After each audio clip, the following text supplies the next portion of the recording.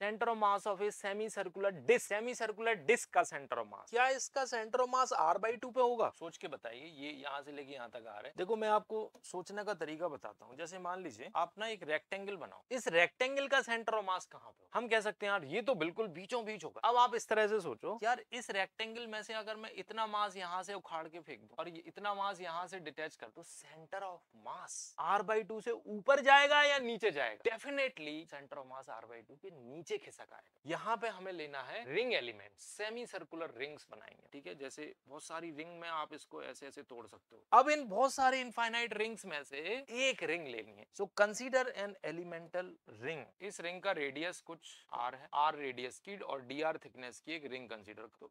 ये मास हमें निकालना है। Mass of this ring is equal to sigma into area of this ring. Area किसका निकालना? ये जो मैंने पेंट किया है येलो कलर से, इसका एरिया निकालना। अब इसका एरिया कैसे निकाला जाए?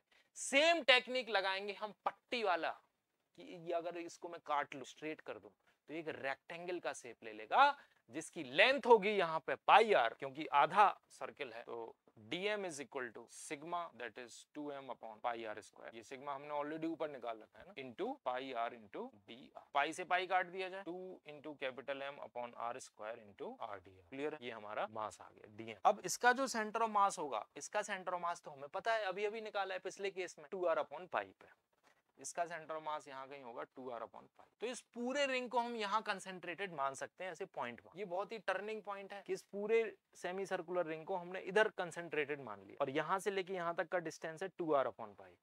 क्यों? क्योंकि centre of mass of a semi circular ring is located at a distance of 2r upon pi. तो मास मूवमेंट कितना हो जाएगा इसका? Mass movement of dm is equal to dm into 2r upon pi. ठीक है, तो dm की जगह ये डाल देंगे हम। चलिए अब सीधा निकाल ही देते हैं ना, ycm। ycm is equal to integral dm into y upon integral dm। ठीक है, तो इंटीग्रल dm इंटू y तो ये हो गया, इंटीग्रल dm की वैल्यू डाल दीजिए 2m upon R square into R D R. ये dm हो गया into y coordinate, y coordinate is 2r upon pi divided by total mass is m। अब देखो m से m कट गया, 2 से 2 मल्टीप्लाई हो गए, 4 अपॉन पाई आर स्क्वायर आ गया, integral R square D R. Now we need to integrate this from 0 to capital R, क्योंकि सबसे छोटा एलिमेंट यहाँ पे होगा ऐसा और सबसे बड़ा एलिमेंट ये है, तो 0 से शुरू होगा और कैपिटल आर तक जाएगा। YCM is equal to 4 upon pi R square और आर क्यूब बाई 3 आ जाएगा। तो आर स्क्वायर से आर स्क्वायर काट दो, ये आ गया 4r अपॉन 3 पाई। तो YCM is equal to 4r upon 3 pi. अब देखो ये r/2 से छोटा है, इसका जो सेंटर ऑफ मास होगा कहाँ पे होगा?